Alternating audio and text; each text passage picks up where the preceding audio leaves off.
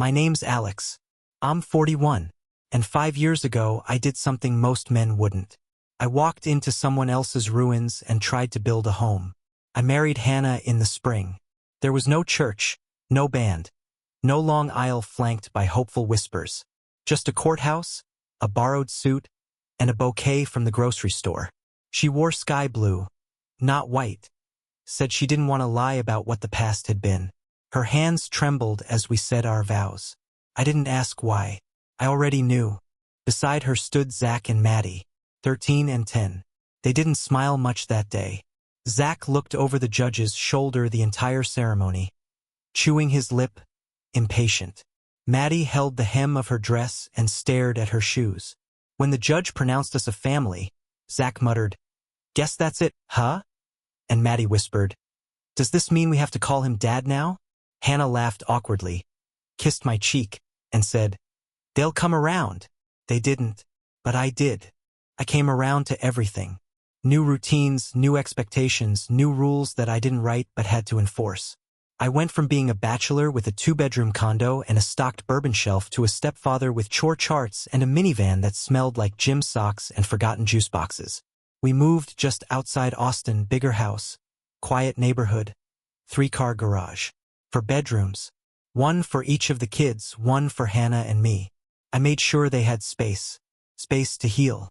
Space to grow. Space to build something that looked like stability. The backyard had a pool.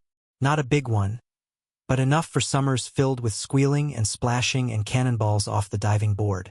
I thought maybe that pool would save us.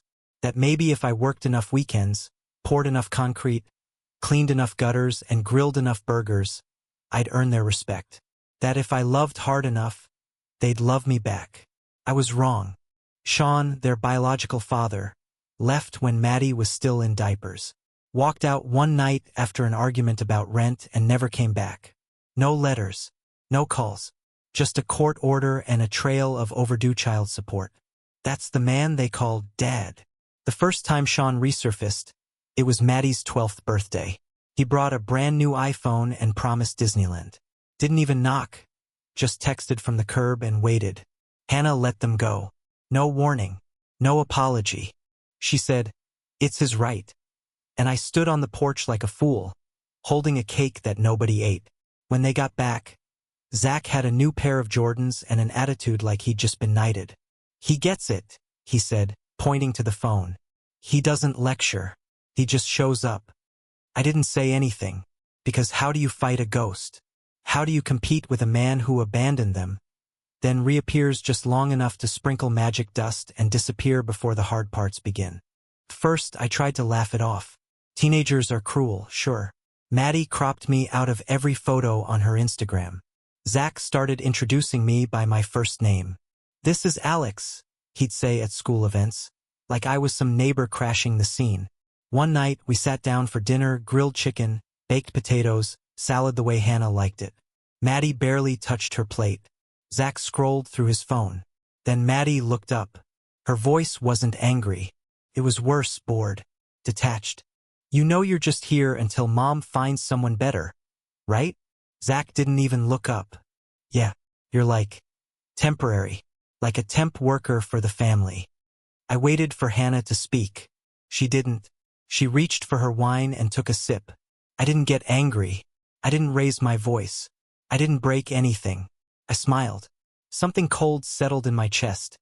Like a door I didn't know existed had just been slammed shut forever. From that night on, I stopped speaking first. I started watching instead. Listening. Documenting. Every slight. Every rolled eye. Every time Hannah said, "They're just kids," or "You're too intense," or "Why do you take everything so personally?" I started making records. Notes in my phone. Photos of receipts. Copies of texts. Bank statements. Insurance policies. Every detail of the life I was paying for, maintaining while slowly being erased from it. I was the one who set the alarms. Who checked the homework. Who paid for Zach's soccer uniforms and drove Maddie to piano. I kept the fridge full. I paid for the braces. I remembered the school passwords.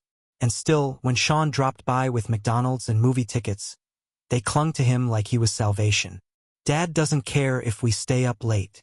Dad said I don't need to stress over grades. Dad thinks you're too strict. They made their choice. And Hannah? She didn't stop them.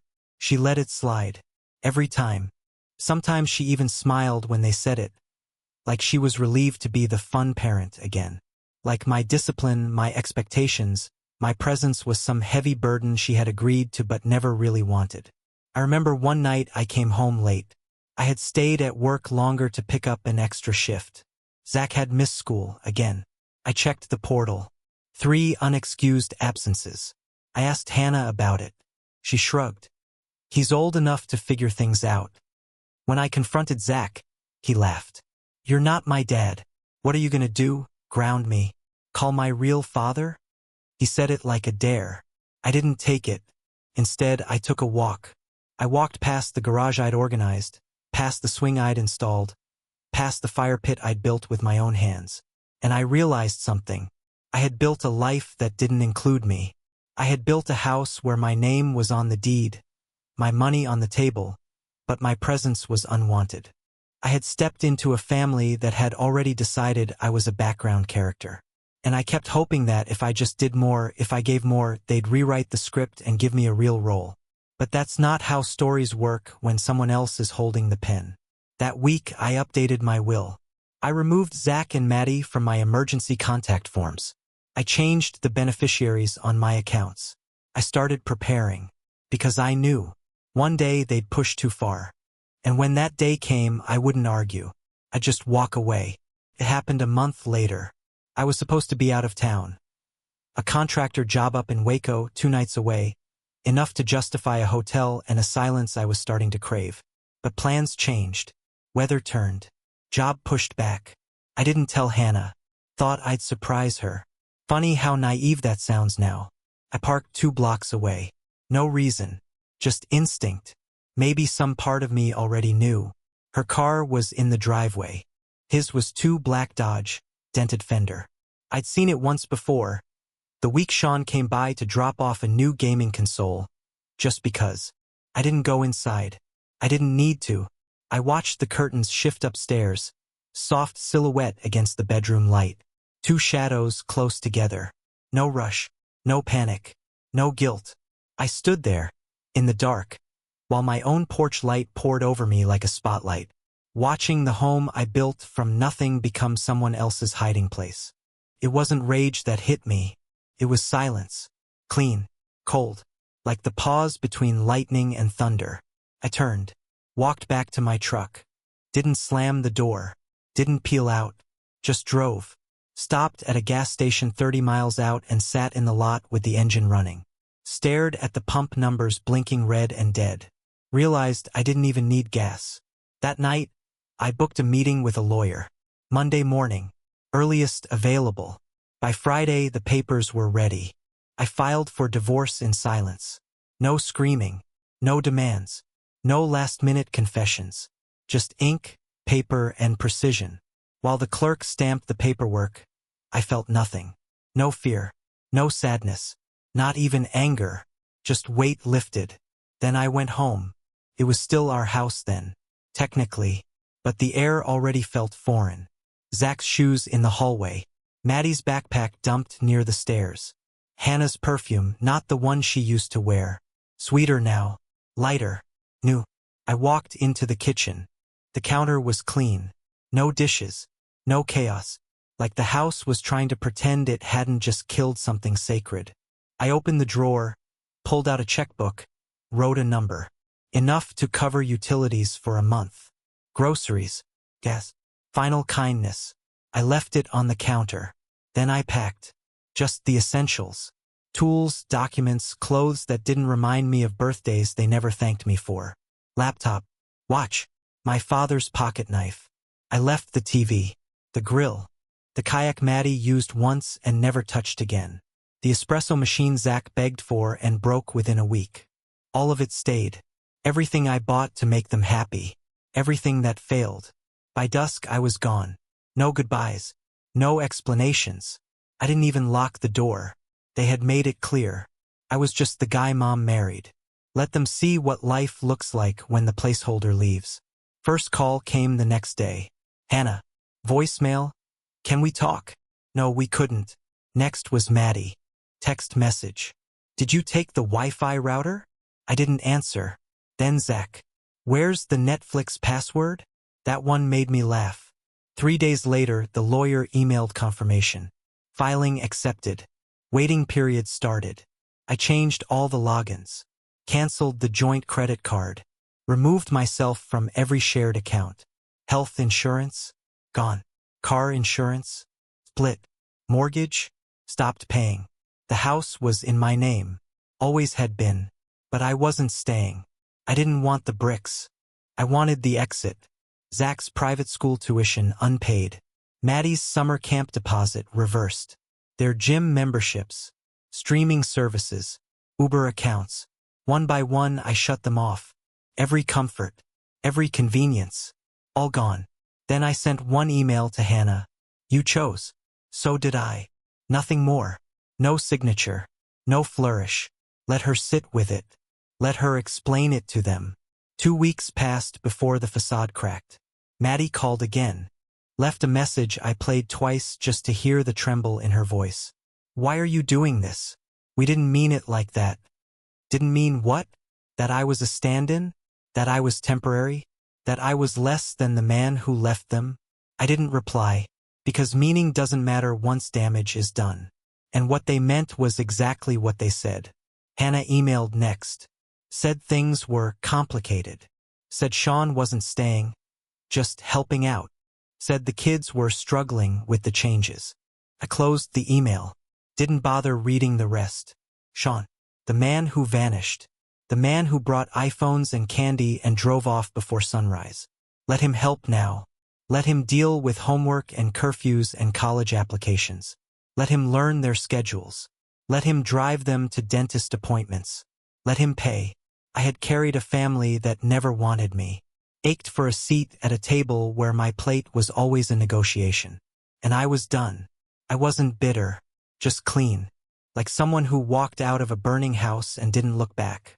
They had called me temporary. They had said I was just here until someone better came along. So I left and gave them what they wanted, the chance to find someone better. 3 weeks after I left, they moved in with him. Sean, the prodigal ghost. The man who once forgot Maddie's birthday because he thought it was next month. The one who used to show up at Christmas with gas station gift cards and a smile like a dog begging for scraps. Now he was the man of the house. They moved into his one-bedroom apartment near the highway. No backyard. No pantry full of snacks. No Sunday pancakes. The pool was gone. The private school was gone. The quiet suburban life I gave them gone. But they had Sean. The new normal hit hard and fast. Sean worked nights at a tire shop. Slept during the day. Missed the parent-teacher meetings. Forgot Maddie's allergy meds. Sent Zach to school with expired bus passes. I knew because they called me. First it was Maddie. You can't just leave us, she whispered, voice thin and brittle. Everything's falling apart. Then Hannah. He's trying, Alex, but it's different now. They're not adjusting. Then Sean, of all people. Man to man, he said, as if we shared anything but a scar. You need to grow up. This ain't about you. That one made me laugh out loud. Grow up? I had aged a decade in 5 years trying to hold that house together while he vanished like morning fog. I had poured my spine into that family until I couldn't stand straight. Grow up? I ended the call without a word. The silence after that was beautiful. Still. Clean. Untouched.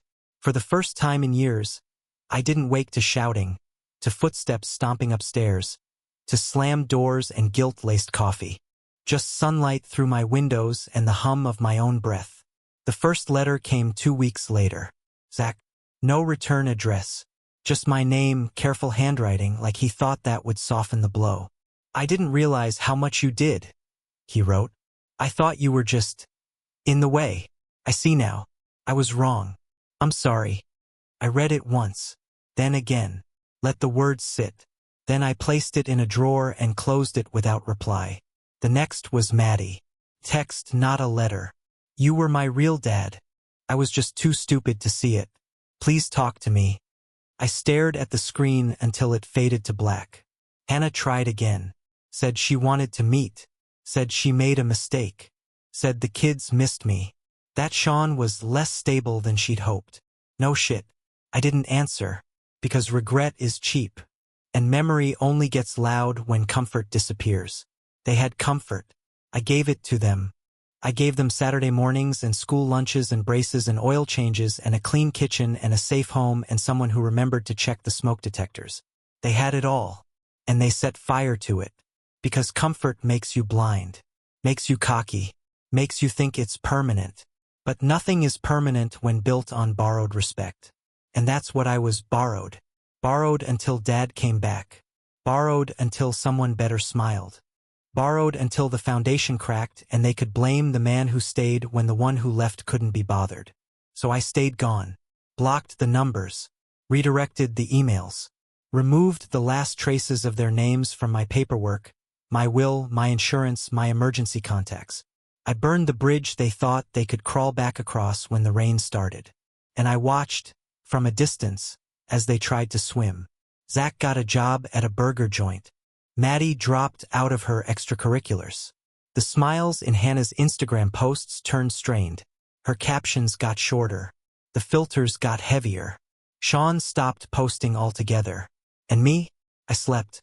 I walked without checking my phone. I cooked dinner for one and liked the silence. People talk about revenge like it's a dish. But revenge is nothing. Peace, real peace, is a ghost they can't touch. It's knowing they feel the hole I used to fill. Knowing they miss the man they mistook for furniture. Knowing that when the lights flicker and the bills come and the silence turns cruel, they remember. They remember the man who never asked for worship. Just respect. And they remember how easy it was to withhold it. I heard from a mutual friend that Sean left again. Packed a duffel bag and disappeared. Classic. Zach called the school. Tried to reinstate his scholarship. Too late. Maddie started skipping classes. And Hannah? She stopped trying to reach me. Maybe pride. Maybe shame. Doesn't matter. Because I don't wait for apologies from people who watched me drown and asked why I wasn't swimming faster. That house, that family, they were a storm I tried to hold back with my bare hands. And when the levee broke, they blamed the one who built it. But I know now. I wasn't the failure. I was the proof. The proof that love isn't enough. That giving isn't always noble. That some people drink from the well and curse the water. So I walked. And I don't regret it. Not one step. I live in Colorado now. Small town. Clean air. A woman named Jamie. She works with her hands. Doesn't flinch at silence. Doesn't talk in circles or drag ghosts into the room. When she says good morning, it's not a performance. It's a truth. No kids. No hand-me-down resentments. Just two people building a house on land we own, with walls that only hold us. No echoes of other names. No pictures that need cropping. I work less now. Enough to keep the lights on, enough to sleep at night. And sometimes, when the wind shifts and the sky turns that color before snow, I remember Texas. The house. The pool. The porch I built with my own hands. Stained pine. Double-sealed against the heat. The one where Zach used to sit with his feet kicked up, asking for sodas he never thanked me for. The one where Maddie used to beg for marshmallows, promising to clean up and never following through. I remember the grill, the birthdays, the dentist appointments, the field trip forms I signed without being asked. I remember every inch of that life. And I remember how none of it was enough. A few weeks ago, a photo popped up on an old account I forgot to close. It was Hannah, holding a box in a dim kitchen. Sean in the background, hunched, holding grocery bags.